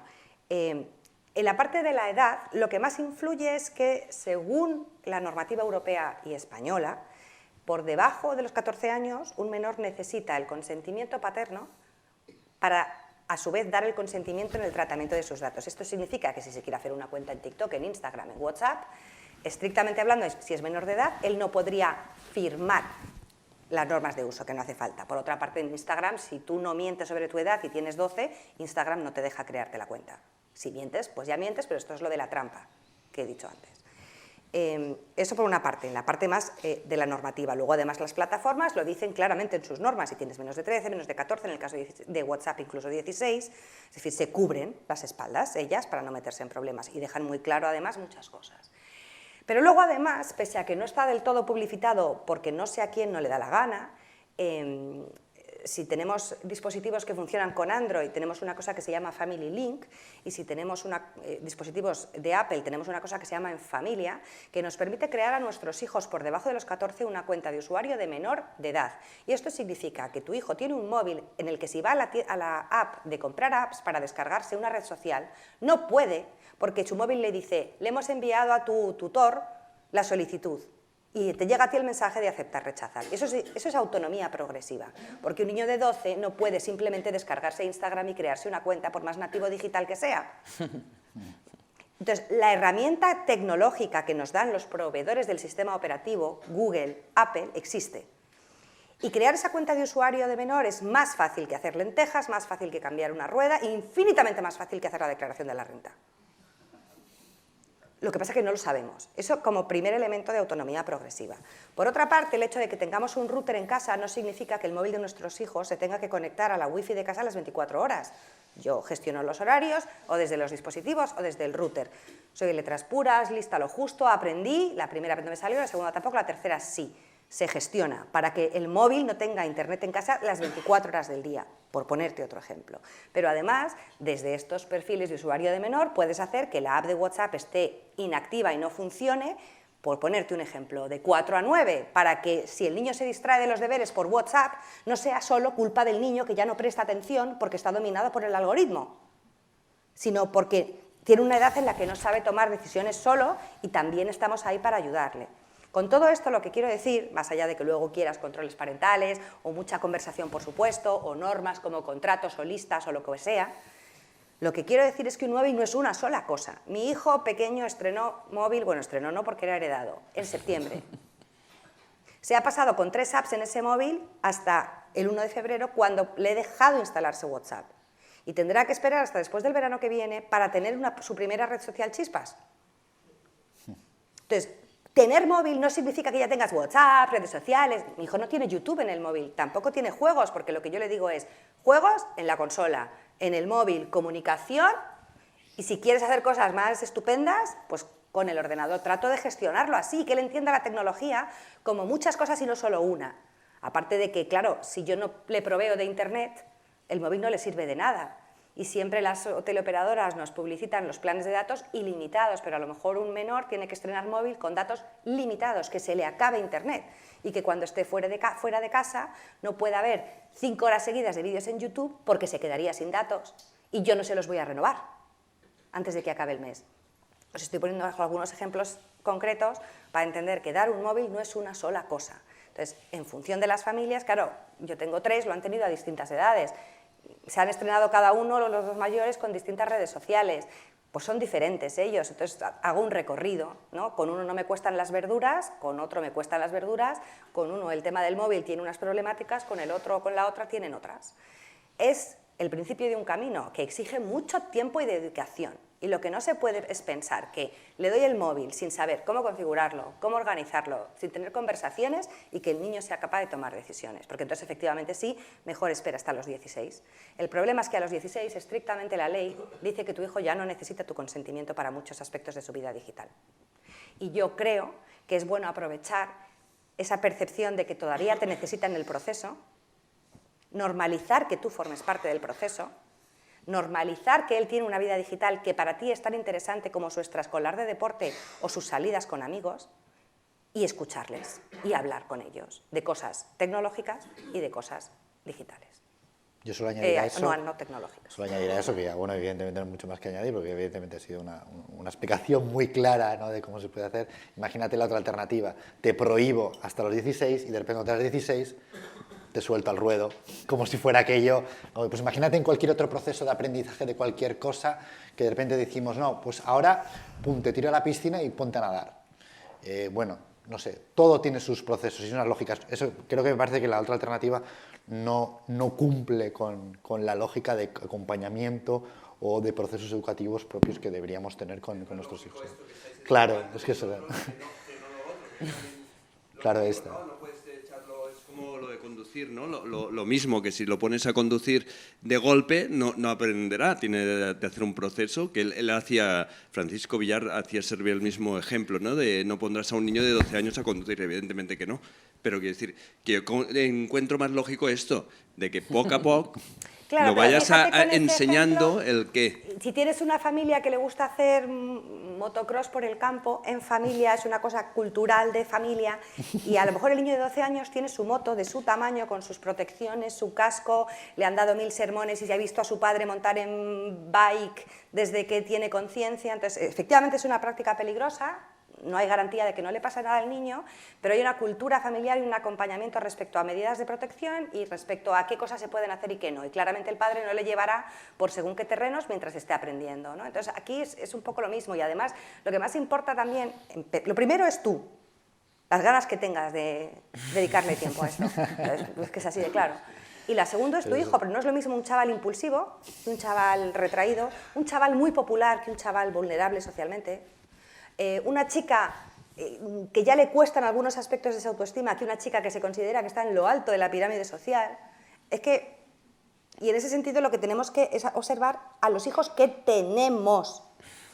Porque yo a mis 3 hijos los quiero igual, pero es que no son los 3 igual. Entonces, el que es impulsivo, que no te diré el nombre por si se está grabando esto, pues va a tardar más en tener redes sociales. Bueno, me gustaría ser puntual, creo que son exactamente las 7:30, que era la hora y media que teníamos dedicado a este tema. Os agradezco muchísimo la asistencia y las preguntas y estamos a disposición en redes sociales, de hecho, ¿no? Yo creo que estamos en Twitter, estamos en todos lados, o sea que si queréis conectar, pues nos conectamos, ¿de acuerdo? Muchísimas gracias. Gracias.